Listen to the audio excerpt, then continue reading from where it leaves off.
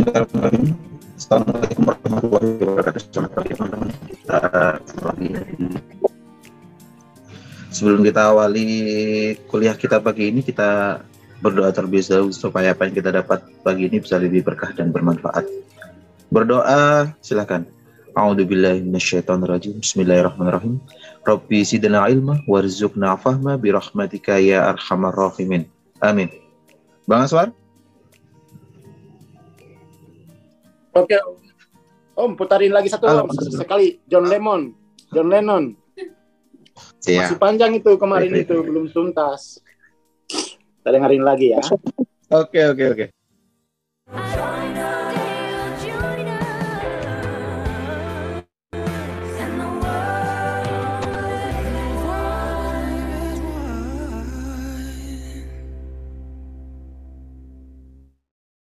Oke. Oke, bismillahirrahmanirrahim. Assalamualaikum warahmatullahi wabarakatuh. Selamat pagi teman-teman. Kita lanjutkan ya. Kita lanjutkan John Lennon ini. Mana kemarin itu ya? Webinar kayaknya. Oke, jadi saya sih dulu tahun 2010-an lah ya. 2010 itu mendengar John Lennon ini, dia melihat bahwa isu tentang surga itu menjadi sumber derita, kan gitu ya. Isu-isu tentang surga itu menjadi sumber derita. Kemudian isu tentang neraka juga menjadi sumber derita. Dia melihat itu gitu kan. Isu tentang nasionalisme, kontris, itu juga menjadi sumber derita. Ini terutama ini kan. Di era-era setelah Perang Dunia Kedua kan kita rela mati demi negara ya. Rela mati. Bahkan isu tentang agama juga itu menjadi sumber derita. Itu kan yang dikritik Lennon ya.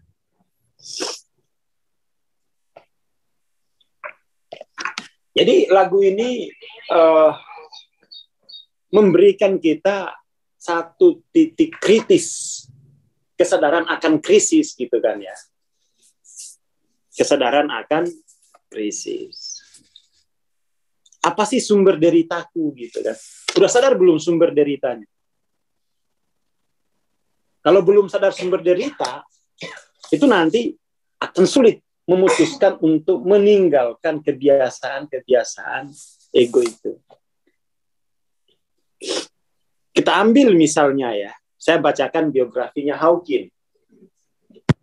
Hawking itu pernah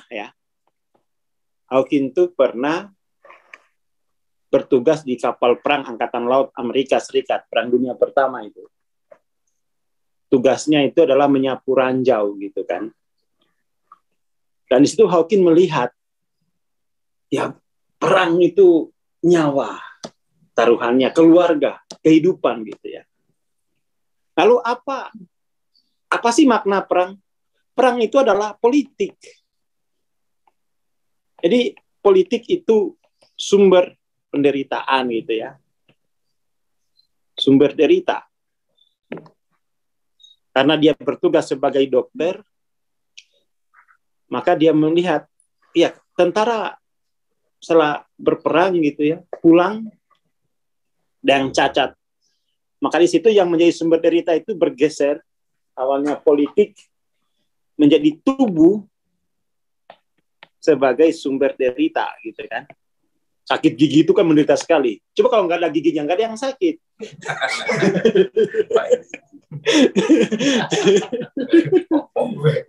Kalau nggak ada tubuhnya kan kita nggak akan merasakan sakit tubuh itu kan. Ya kan. Jadi tubuh sebagai sumber derita gitu. Ini dia jadi dokter lah ya. Lalu naik lagi dia. Lanjutkan prakteknya di kedokteran jiwa gitu ya. Jadi dia melihat bahwa otak itu sumber derita gitu. Kalau kimia di otakmu banyak stres, kamu bisa gila gitu kan. Sumber derita gitu kan. Otak. Lama dia praktek gitu kan. Akhirnya tidak puas. Dia kembali kemudian main subconscious itu sebagai sumber derita. Ya kan? Ini evolusinya Hawking ya. Saya bacakan saja biar teman-teman. Tapi teman-teman ini mana sih yang menjadi sumber deritamu? Ya kan, subconscious itu sebagai sumber derita itu Freud ya yang mengatakan itu pertama kali. Kalau dulu orang-orang agama itu sumber derita itu adalah kegelapan, ya. Makhluk kegelapan, setan, dedemit ya, itu sumber derita tuh. Malampir, siapalah, macomblang gitu ya. Kalau yang lagi diputus ayang itu sumber derita gitu kan. Ayang. Jadi subconscious kata Freud sumber derita. Meningkat kan. Kita lihat kedalamannya gitu ya. Kedalaman perjuangannya. Hawking juga tidak puas gitu karena deritanya itu makin banyak. Kemudian dia bergerak. Kemudian dia melihat lagi sumber derita itu adalah dia akan mengikut meditasi gitu ya, masuk ke spiritualitas. Dia melihat bahwa sumber derita itu adalah kemelekatan pada dunia, aktivitas, ya kan? Kemelekatan pada dunia itu adalah sumber penderitaan. Dia belajar itu, Hawking itu. Akhirnya apa yang dilakukan? Dia meditasi terus. Dia meditasi gitu. Tapi pada akhirnya dia tidak selesai juga gitu. Tidak mungkin dong aku begini terus. Bioskop masih nikmat untuk ditonton gitu kan. Jadi di spiritual itu dia 2 tahap gitu. Tahap meditasi di mana asasnya itu bahwa sumber derita itu kemelekatan, artinya ketidakberjarakan dengan dunia gitu kan. Tidak berjarak. Maka meditasi itu adalah cara untuk berjarak dengan dunia kan gitu ya. Dia mengikuti itu. Teman-teman bisa baca ini di biografinya ya. Itu harus punya tuh biografinya. Saya di kantor tuh ada baca gitu ya. Oh ini ada timeline evolusi kesadaran dia untuk apa sih akar penderitaanku gitu kan. Ini belum selesai. Ternyata kemudian dia menemukan bukan kemelekatan pada dunia sebenarnya yang merupakan akar penderitaan, tetapi hubungan dengan Tuhan. Lebih ini lagi kan, lebih serius lagi nih.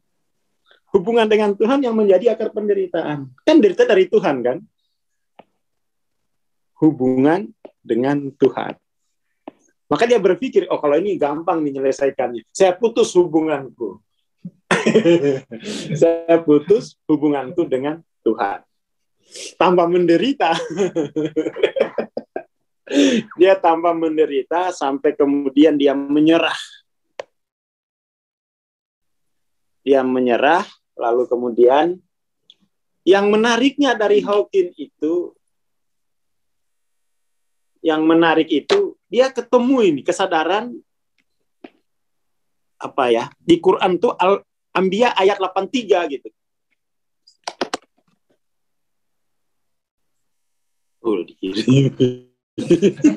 Tolong menolong lagi.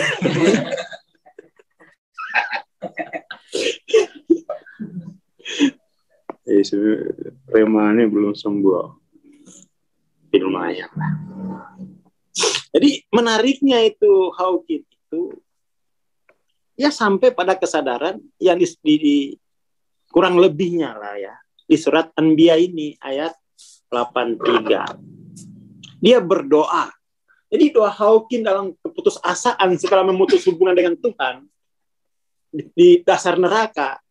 Ya jika Tuhan memang ada, tolong bantu aku lah. Aku menderita ini kan. Ini kan sama persis dengan doanya Ayub. Ya Allah, ya apa ini dia bilang? Robbahu ya. Ya Rob, saya telah ditimpa penyakit. Nah, kesadaran krisis. Ya, toh. Kalau kita enggak, ini enteng nih, bersabar nih. Enggak punya kesadaran bahwa telah tertimpa. Padahal ya kan, saya telah tertimpa penyakit. Padahal Engkau Tuhan yang Maha Penyayang dari semua penyayang. Hawking itu tiba pada kesadaran ini di titik di mana tidak ada lagi yang bisa menolongnya gitu. Ketika dia sampai pada kesadaran itu, katanya ditulis itu seperti ada malaikat yang turun menolongnya. Batinku ya gimana dong dia baca Anbiya ayat 83 kok. Gimana nggak turun malaikat? Ya kan? Dia sampai pada kesadaran itu gitu. Ketujuh itu sampai pada pencerahan hubungannya itu. Di situ kemudian dia tahu bahwa pada fase ke-6 ini ternyata Tuhan itu tercitrakan buruk. Karena dia disebut sebagai sumber derita. Tuhan ini yang penyakit nih. Tuhan tercitrakan. Pada pencerahan tidak lagi tercitrakan, tapi Tuhan present gitu, hadir. Oh, nah, itu dia. Tuhan hadir. Nah, kemudian dia bikinlah Tuhan tercitrakan buruk. God view gitu kan ya. God view-nya dari Tuhan tercitrakan sampai Tuhan hadir. Itu kan dasarnya begitu. Tuhan tercitrakan paling rendah 20, Tuhan hadir itu 700. Masya Allah. Oh, iya kan. Jadi jangan berhenti baru 400. Itu bisa Tuhan belum hadir gitu. Ya kan. Jadi Tuhan tercitrakan dan Tuhan hadir itu dua hal yang beda. Mengalami Tuhan hadir itulah pencerahan. Tapi itu di sini. Ya minimal di 650-an lah. Sudah terbedakan itu mana Tuhan tercitrakan, mana Tuhan itu hadir. S kecil, S besar. Wah, ini tidak mudah perjalanan ini gitu. Maka Hawking itu ketika melihat ini, dia sembuh, dia menulis bahwa manusia tidak butuh obat. Dia hanya butuh mengetahui kebenaran akan dirinya. Dia hanya butuh membedakan Tuhan yang tercitrakan dengan Tuhan yang hadir. John Lennon belum sampai kepada karsa untuk Tuhan yang hadir. Tapi itu sudah lumayan bagus. 500 itu. Dia, udahlah. Kita hidup di saat ini saja. Paling enggak, ya, biar kita bisa atasi kemelekatan pada dunia, kan. Nggak usah diributin lagi sama ini semua, ya kan. Lumayan Lennon tuh. Hanya belum memang ada dorongan ke pencerahan, gitu ya. Jadi teman-teman yang dari situ saya, oh iya ya, udah. Seperti itu. Ketika Tuhan tercitrakan, maka kita mengalami kejatuhan, makom menjadi itnes. Ketika Tuhan hadir, kita sembuh mengalami aines gitu ya. Tapi ini sembuhnya di 700 dalam peta Hawking. Tapi sudah pengalamannya itu mulai ini di 600-an ke atas lah, 65, lebih dari di atas 605 lah, itu sudah mulai bisa terbedakan antara Tuhan yang tercitrakan dan Tuhan yang hadir. Makanya yang God view buruk itu yang tercitrakan. Yang hadir itu hanya bisa di 700. Selebihnya itu hanya tercitrakan. Tercitrakan. Dan ini adalah dari itness ke aines ini tidak mudah ini. Tidak mudah. Dia dalam pengalaman saya, ini harus asasnya itu tauhid sentris, ilallah. Dia tidak tercitrakan lagi gitu. Dia tidak tercitrakan lagi. Ketika tercitrakan pasti tidak utuh citra itu. Kita pasti mengambilnya dari tangan kedua gitu. Pasti ada reduksi di sana. mendingan hadir saja gitu. Tapi untuk hadir itu tidak mudah. Tidak mudah. Nah, ini membutuhkan kesadaran awal, kesadaran akan krisis. Apa sih akar penderitaan? Lennon bilang politik. Ya kan? Disinilah kemudian tuh sains berkembang.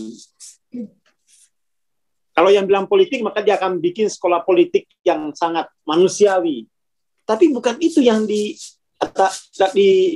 yang menjadi akar gitu.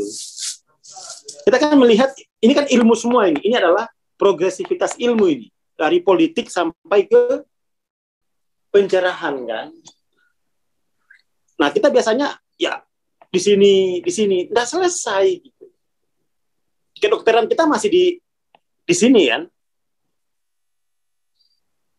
Pengembangan diri kita kan masih di sini kan.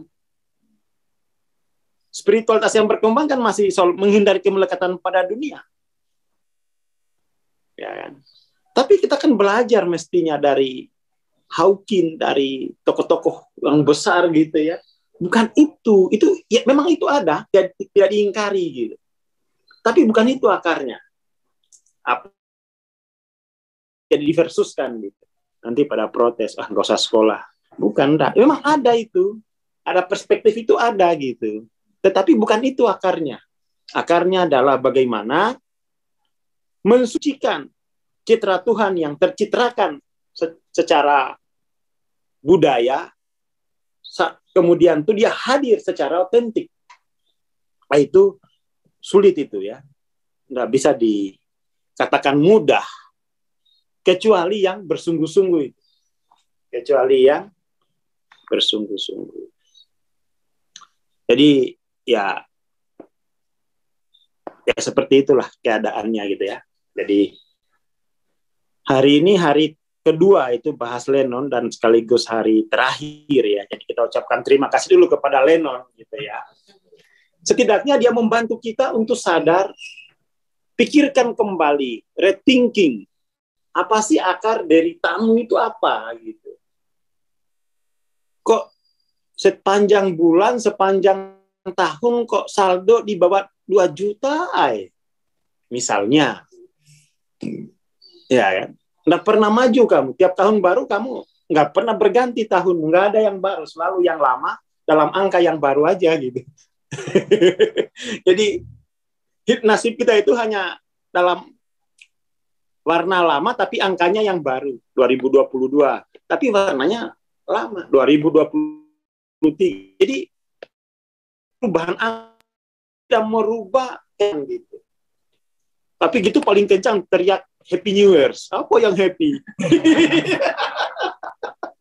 Apa yang happy? Derita aja kok ngomong happy.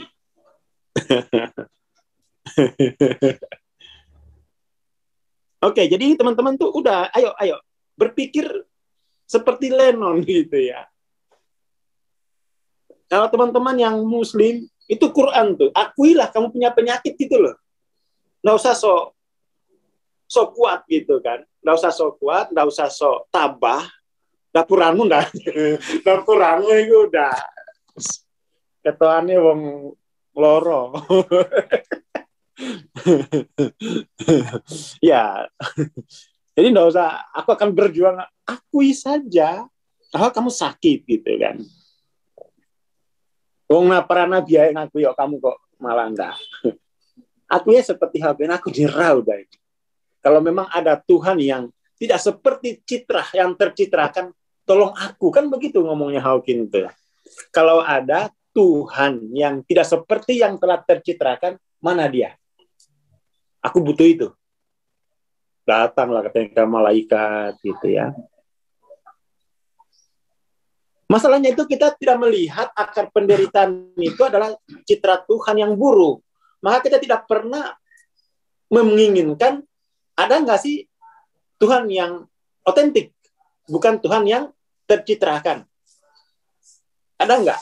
Kalau ada, tolong aku, kata Hawking. Wah, keren banget itu ya. Baca itu aku, gini ceritanya sama Tuhan nih ya. Oke lah. Oke kalau begitu gitu ya. Mengakui bahwa ada kesalahan itu penting. Menerima bahwa kesalahan itu adalah tanggung jawab kita, itu juga penting. Itu dulu. Lalu harapkan Tuhan yang otentik, bukan Tuhan yang hasil citra dari kita dapat dari tukang ceramah misalnya, pengkhotbah. Ya, karena Tuhan yang kita dapat citra Tuhan dari para mubalik itu kadang-kadang citra Tuhan yang Satpol PP.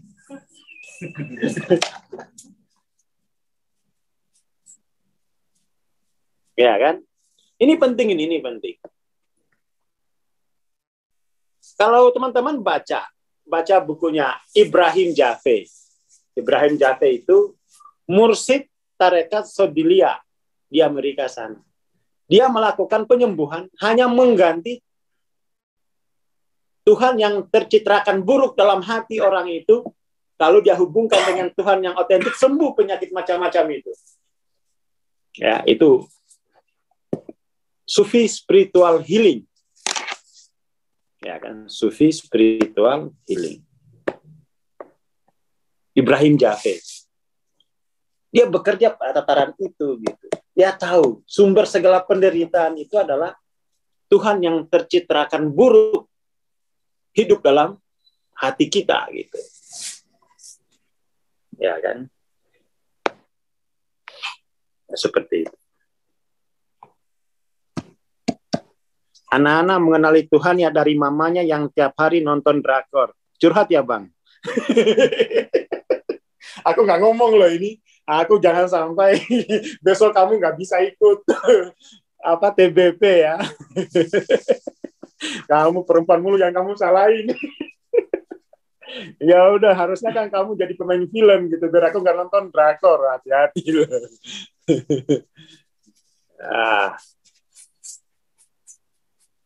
Oke lah, itu dulu ya, itu dulu.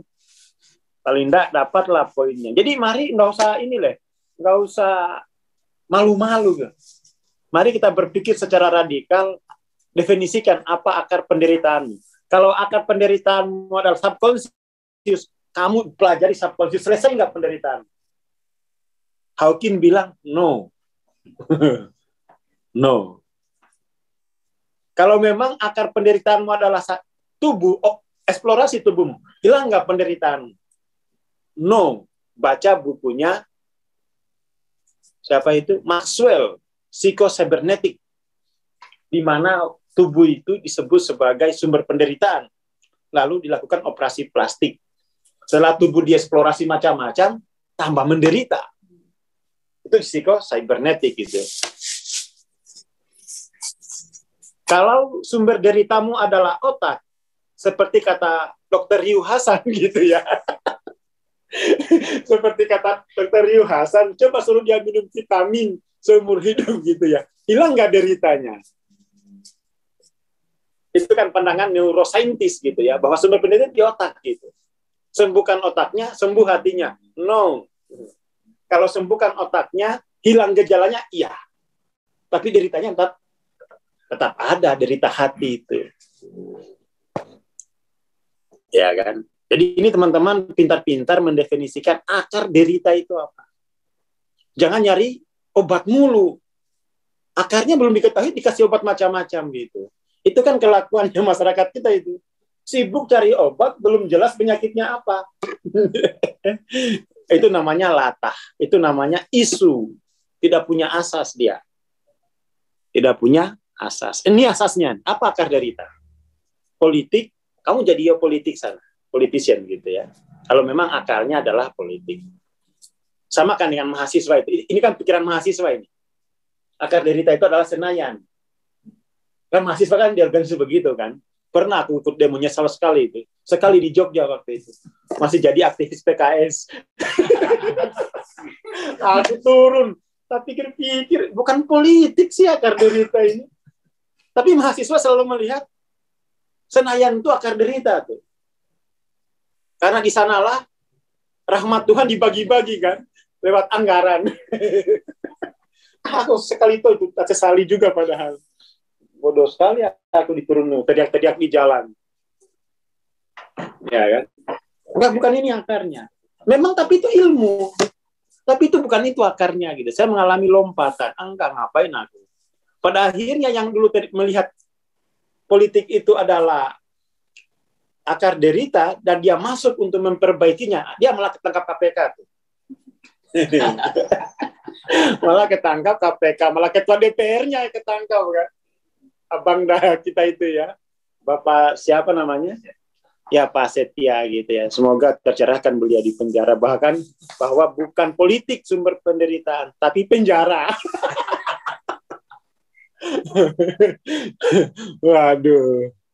Akhirnya kan, wah ini berarti materi hukumnya harus diperbaiki gitu ya. Kalau penjara sumber derita, berarti dia harus mengubah undang-undang tentang penjara itu.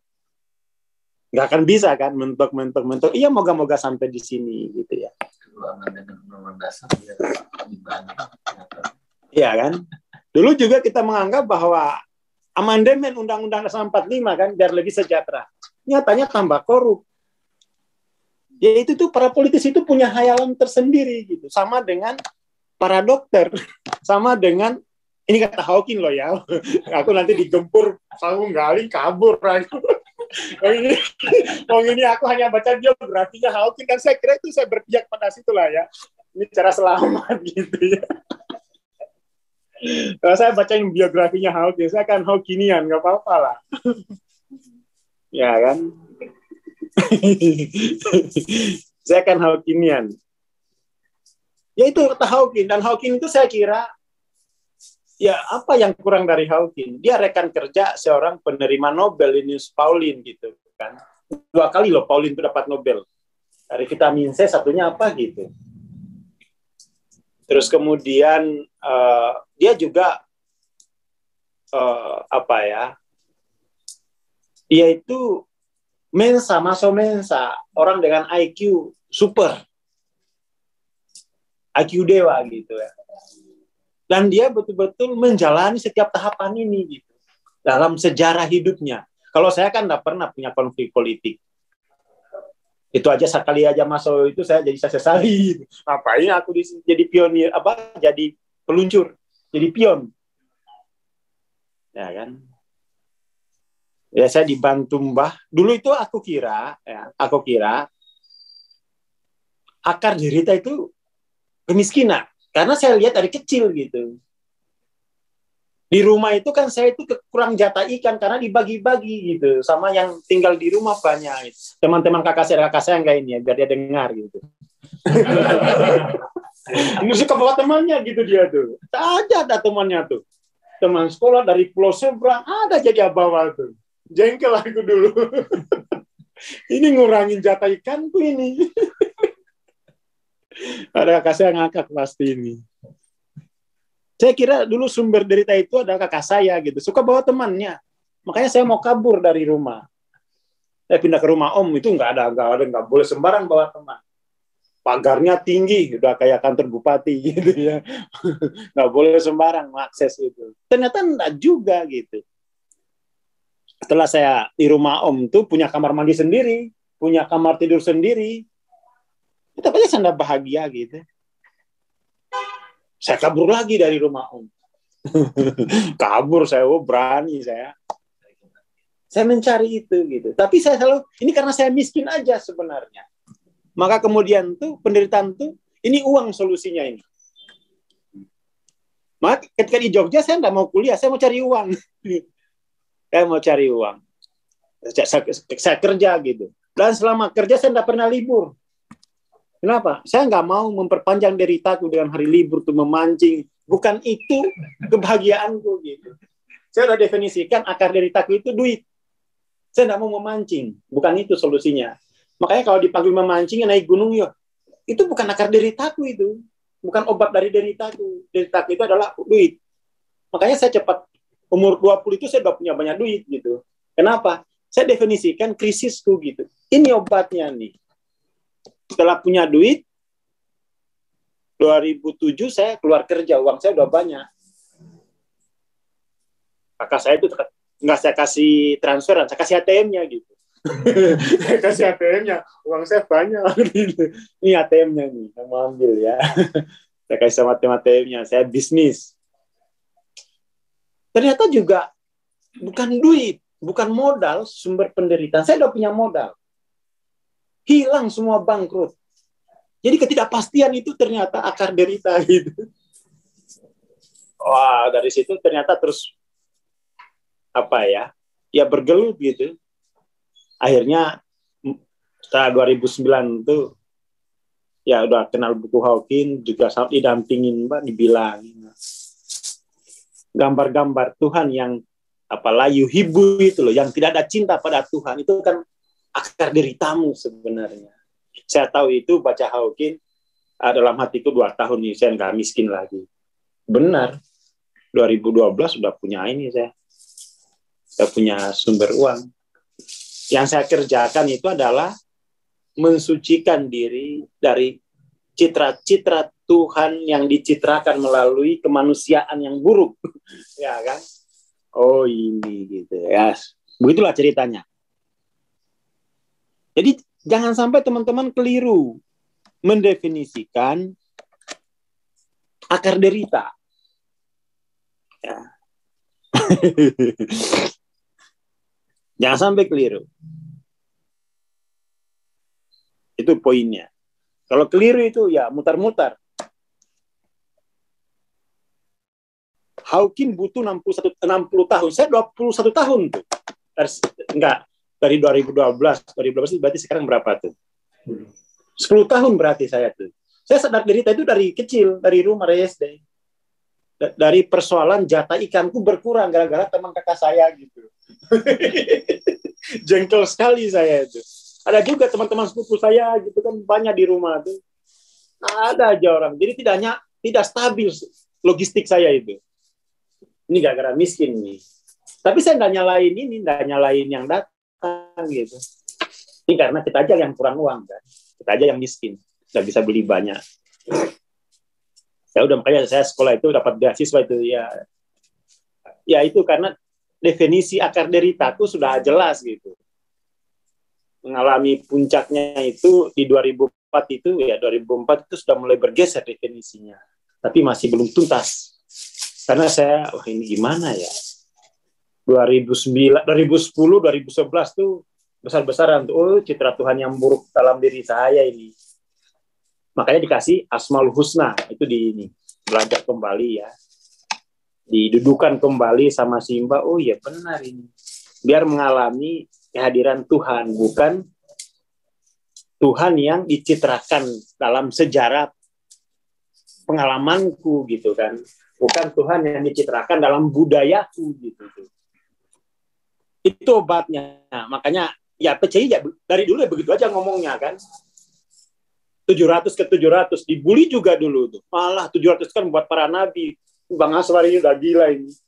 Yang kamu nggak ngerti, kamu nggak ngerti sumber derita orang itu apa. Kamu kan masih menganggapnya di sini sehingga obatnya adalah itu gitu kan. Kalau aku nggak di sini gitu. Aku udah sampai pada pemikiran ini gitu, pada kesadaran itu ini, dan itu saya berubah nasibnya itu karena membenahi citra Tuhan yang buruk dalam diriku. Yuzakinya itu 2 tahun itu. Sampai saya sama Mbak, kayaknya kamu udah cukup nih, ke Jakarta aja gitu. Udah lumayan kayaknya citra Tuhan yang buruk tuh sudah berkurang gitu. Sekarang masih banyak. Tapi tak tahu gitu loh obatnya apa. Obatnya adalah mengalami kehadiran Tuhan yang otentik. Asmaul Husna itu. Bukan Tuhan yang dipersepsikan dalam sejarah pengalaman hidup kita. Ya itu produk di PCI itu aja gitu, enggak ada yang lain. Dari dulu saya udah dari 2017 ngomong gitu. Ngomong gitu. Maka kemudian tuh ya itu aja saya hipotesisnya itu. Dan itu saya ikutin. Saya berani aja maju gitu dengan hipotesis itu. Dan saya menemukan kok berubah orang itu. Berubah. Asalkan betul-betul dia mau bekerja pada tingkat gut view gitu ya. Kalau dia bekerja pada tingkat tahap kelima dari Hawking itu, ya mungkin rilis penderitaannya, tapi tidak tercabut akarnya gitu. Oke, saya kira itu. Terima kasih. Selamat pagi. Semoga tetap menderita gitu ya. Sampai ketemu akarnya. Assalamualaikum warahmatullahi wabarakatuh. Kalau surat kecerakan itu kadang alhamdulillah nggak berpikir mendalam. Gitu ya. Kalau semoga tetap sakit, nah itu gitu ya. Oke deh. Terima kasih Bang Aswar. Terima kasih teman-teman. Bagi teman-teman alumni MTLOC, setelah ini ada kamisan ya, kita merapat di kelas sebelah. Terima kasih. Kita bertemu besok pagi insya Allah. Wassalamualaikum warahmatullahi wabarakatuh. Selamat pagi.